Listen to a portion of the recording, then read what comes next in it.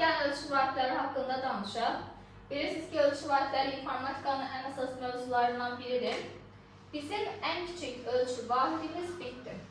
Bitdən sonra gələcək byte, kilobayt, megabayt, gigabayt və terabayt. Bu ardıcılıqla, yəni kiçikdən böyüyə doğru ölçü vahidlərinin sıralanmasıdır. Amma əgər bizdən sorulsa ki, əsas ölçü vahidi nədir? Yadda saxlayın, əsas ölçü vahidimiz baytdır. Ölçü vahidlərinin çevrilməsi bizə məsələ həllində çox lazım olur. Baxın, kiçik ölçü vahidindən böyük ölçü vahidinə keçmək üçün bölmək lazımdır. Baxın, kiçikdən böyüyə keçəndə bölürük. İki dənə bu hərflərini yadda saxlayın. Təkcə bit ilə byte arasında 2/3, yəni 8 dəfə fərq var. Amma qalan ölçü vahidləri arasında 210, yəni 1024 dəfə fərq var. Məsələn, mən byte-dan megabayta çevirmək üçün nə etməliyəm? Bir dəfə 210-a bölməliyəm, təzədən bir dəfə də 210-a bölməliyəm. Yəni, ümumilikdə 220-yə bölməliyəm. Baxın, digərlərində də həmçinin. Əgər böyük ölçü vahidinə kiçiyə keçmək istəyirsə, qurmalıyıq. Çünki böyüyün içində kiçik daha çox yerləşir. Məsələn, terabaytdan gigabayta çevirmək üçün nə etməliyik? 210-a vurmalıyıq. Eyni zamanda, məsələn, terabaytdan mən kilobayta çevirmək istəyirəm. Necə? Bir dəfə 210-a vuracam. Bir dəfə də vuracam. Bir dəfə də vuracam. Yəni, ümumilikdə 230-a vurmalıyam. Terabayta biz biraz çox çətin rastımıza gəlir məsələ həllində. Əsasən kilobayt, bayt, bit, gigabayt bunlardan daha çox istifadə edirik. Gəlin bir neçə nümunəyə baxaq.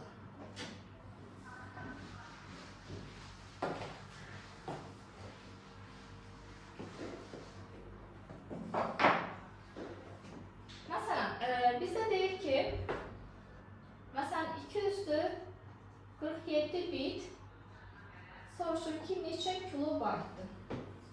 Nəyə? Kiçik ölçü vahiddən böyüyə çevirməliyik. Baxın, kiçikdən böyüyə gedən zaman bölməliyik. Baxın, bitdən kilobayta çevirən zaman bir dəfə 203-ə bölür, bir dəfə də 210-a bölür. Yəni, ümumilikdə 213-ə bölür. Deməli, mən nə etməliyəm? 247-ni, baxın, bölməliyəm 213-ə. Nəticədə mənə verəcək 233 bu şəkildə. Və yaxud da tərsi olmuş olsaydı, yəni başqa bir dənə nümunəyə baxalım.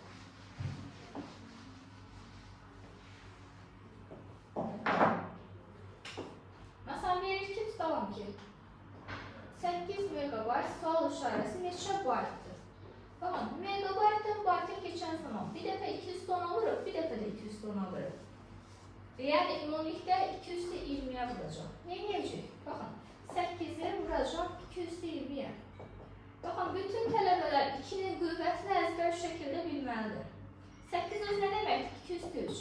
Vurulsun 220. Nəticədə bizə verəcək 223 bu şəkildə.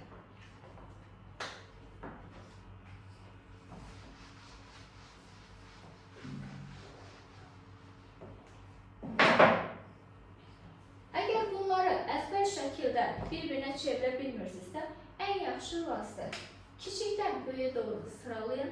Ondan sonra kiçikdən böyüyə doğru getdikcə bölməlisiniz, tərsi olan prosesdə vurmalısınız. Əgər bu sxemanı çəksəz dəftərinizdə, yəni o vasitə ilə də asanlıqla məsələləri həll edə bilərsiniz. Bu qədər.